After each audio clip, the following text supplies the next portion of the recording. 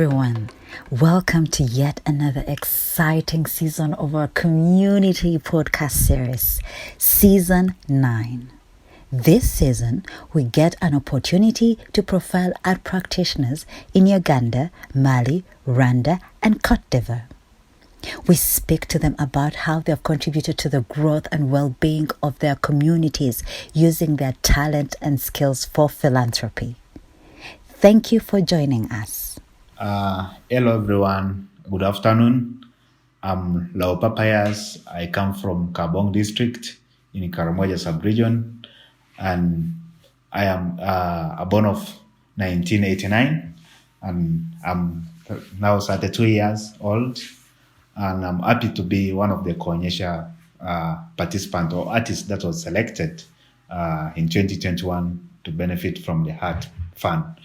And actually, what inspires me more about my photography and art writing is that it tells about personalities in Karamojong sub-region, the people, the culture, the landscape, and also the environment, the cultural attachment that pastoralists have got to nature, to their communities, and how women and children are perceived, how men work together in Karamojong sub-region. So Loupa, according to your introduction, thank you so much for your thorough introduction. Would like to ask, why pastoralism? Why are you so passionate about photography and pastoralism? Basically, pastoralists are one of the inherited systems of the earth, or people of the earth, if I'm to say. These are people who believe that nature is the provider of what they need.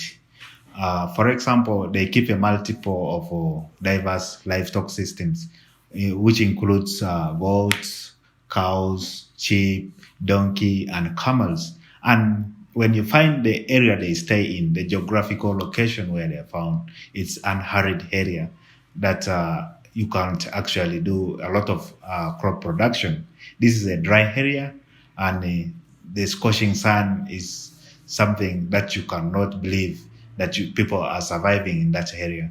And you find that the system is resilient to these changes in the climate. The system is even very resilient in that it is providing to them what they need in this dry state of conditions. Just imagine a situation whereby you go 1 year without rain, and then but you still survive in that area. So pastoralism is kind of a resilient system that provides all what the pastoralist need, like food, income, and also labor that enables them to do simple cultivation when time allows them to do that. When you spoke about photography, what inspired your photography, and how are you giving back to your community through your photography? Well, when I produce these photographs, we produce them in hard copies, and others we keep in online systems. First of all, the photography inspires some of us a lot to document our story, where we begin from and where we are going to. And when we have this information documented, it means that the next generations of Karamojong children and other communities will benefit from it. Before, our stories have been documented by whites, let me say by colonial supremacists that have tried to document the stories about Karamojong people, about pastoralists elsewhere also. But now we want to do it on our own. We want to see a geographic or a national geographic done by locals, by themselves. Why can't we produce our own information by ourselves? We, the local people, the natives, producing our own stories. It's very key, and it inspires a lot, because when this information goes out, it becomes first-hand information. And when it goes from a second-hand information of view, it won't be believed to be subjected to further analysis, whether actually the information is valid. But now it's coming from a native like me. Loupa Pius, who's producing it. And so the next generation will be inspired by me. For example, how best can you get inspired by someone you have never seen? Is it by just looking at what they have produced, or now me as a local, I'm within the local area. People can access me if they needed information. And it means that I am inspiring many of them. And once they find these hard copies of photos I've produced, they will feel that they have the courage, they have the ability to also produce further more information, or to disregard what I've produced and validate what I've produced. Thank you. Thank you very much, Loupa, for that elaborate explanation. What is your earliest memory of giving? Do you remember someone in your Kraal, in your community, that first gave to you or that inspired you to give to others? Well, I remember of my granddad. My grandfather was someone very nice to children. He was mentoring, and his name actually is Korean Masmino. He's one of the colonial chiefs, kind of a chief, or how they call it in the current state of affairs, sub-county chief, something like that. This elder inspired me a lot by the time I was growing up. He was telling me a lot of stories about how he was living in a kraal when he was young, and how he fought the enemies, and how he guarded his herd and his family from enemies and wild animals. By then he said this place, Karamojong Pastoral, was a wildlife area. The place was full of wild animals. And he told us that they did not hunt wild animals, but they hunted them basically for food, but not for trading. And so he told us that there are certain animals that we are not supposed to have hunted for, because they have attachment to the traditions for Karamojong. And then he talked of the ostrich as one of the traditional attachment. And then he told me about how the world will have a change in the future. He predicts that there will be a change. Things are changing rapidly. And he said, you'll be ready to face some of these changes in the future. One of the things is that he didn't know that there will be what's called a chief. By the time he was appointed a chief, that he's going to head the village.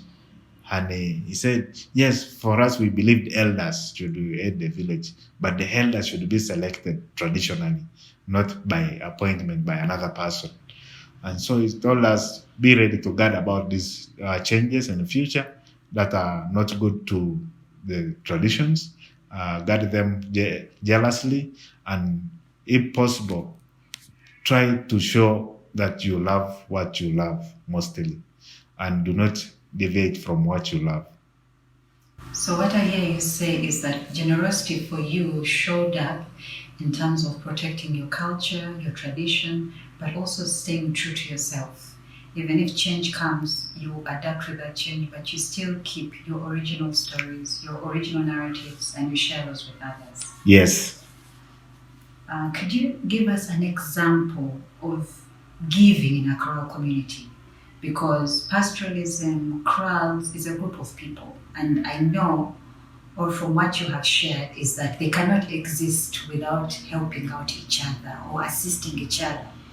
So could you maybe explain an example or two about giving in Kraal communities? In a kraal is like one of the biggest unit in a community. It hosts a large population of men and boys mostly. And in a kraal, you'll find that there is a chief, a kraal leader. And in this kraal leader, there is a vice, a person second to the kraal leader. And then we have scouts in this system. And the scouts, then we have herders who graze the animal, or the shepherds who do the shepherding of the animals out there. And you see, when you are in a kraal, you are not living alone. And when you are in a kraal, you are not feeding yourself alone. So you have to coexist or live together to guard. You be the guardian of one another.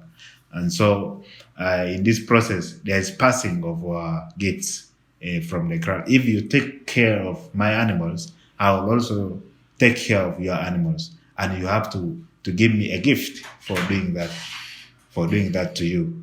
So when I was growing up, I took care of the animals, and I was appreciated every time by different Kraal aides. They say, "Oh, this is a good shepherd. You have brought back all the animals. Then I will be given a goat. Next time again, another one will pass a goat. When the goat gives birth, they say, okay, this is yours. Take care of it. When it grows, you take it. It's yours."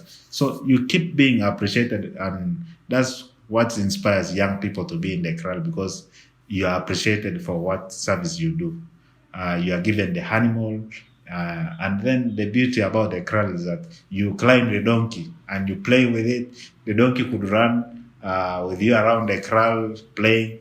Would play games like the throwing of a kind of a spear, a stick made to look like a spear. Then you throw with competition that if it lands in a certain point, you have won the animal.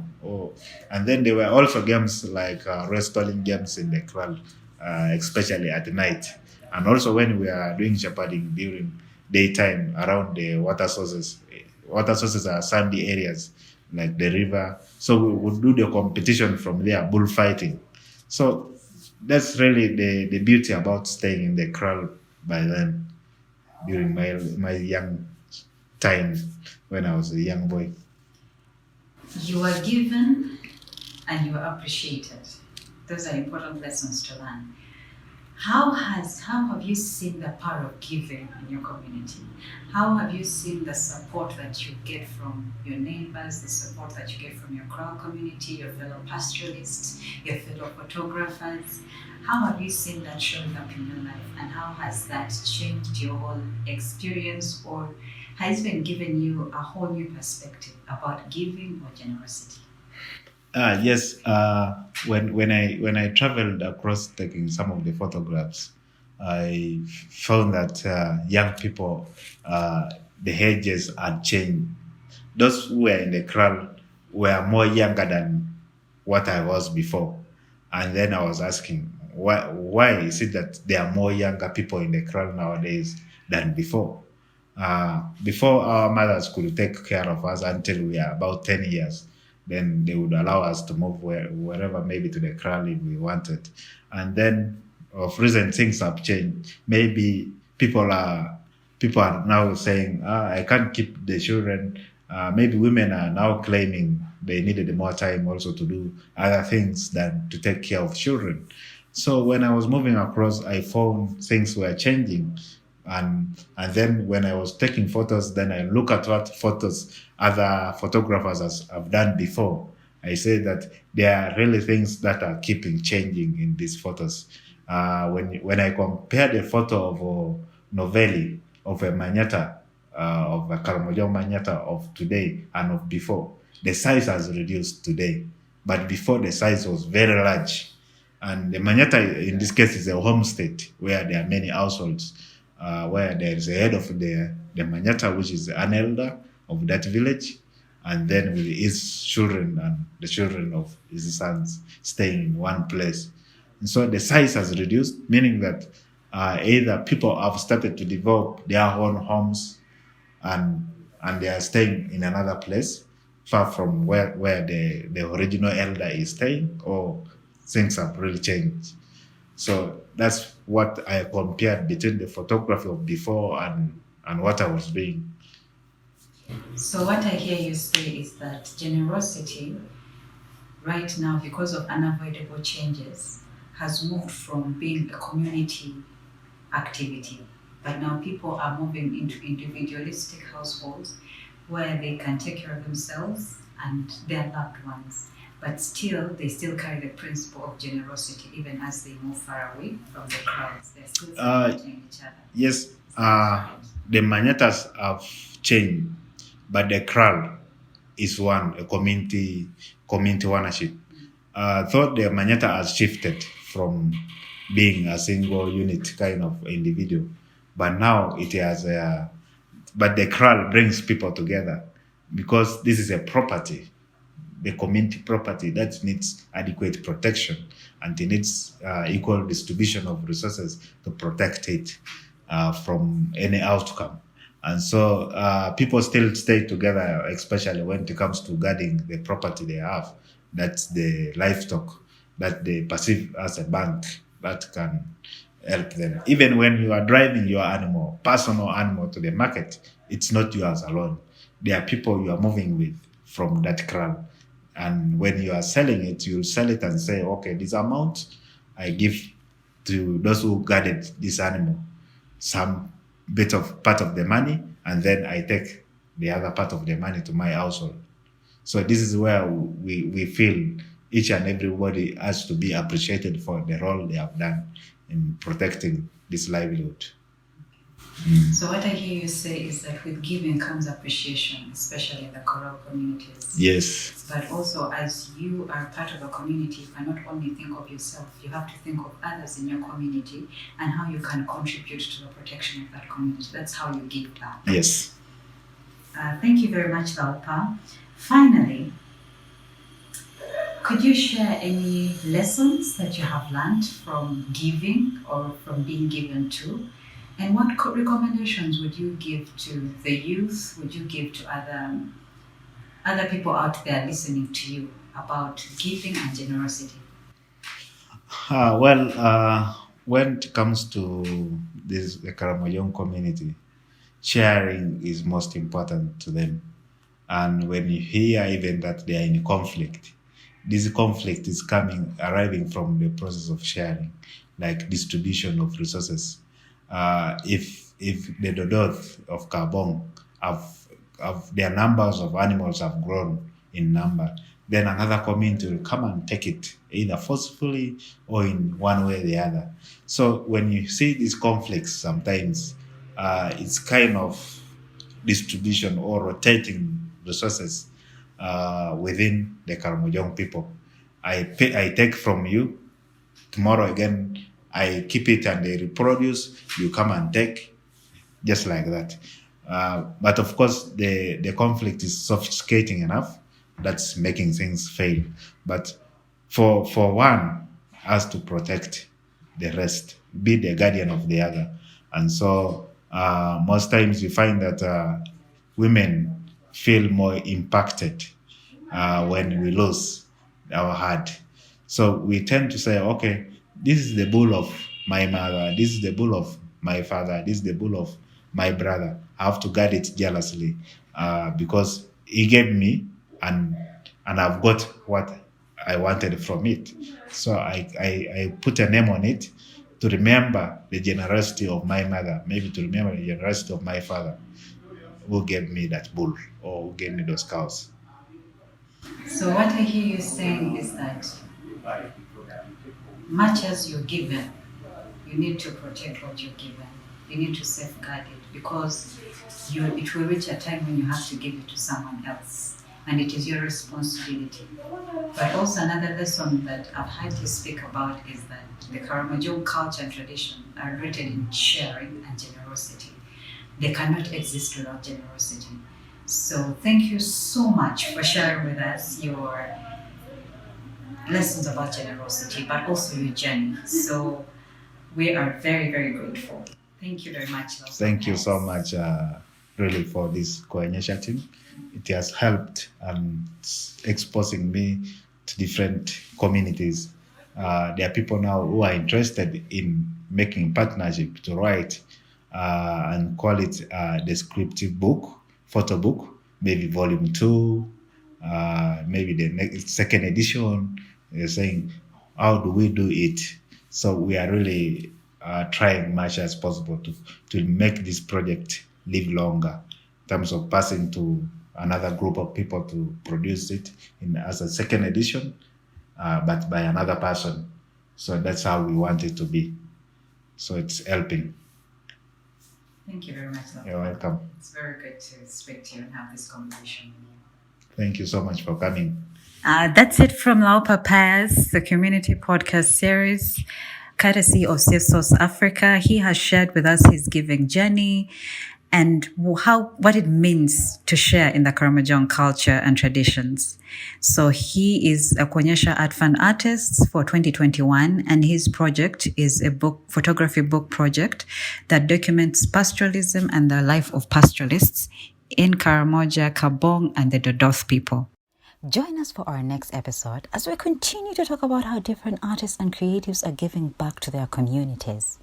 We hope that you have been inspired to give of your time, treasure, and talent when it comes to philanthropy within your own community.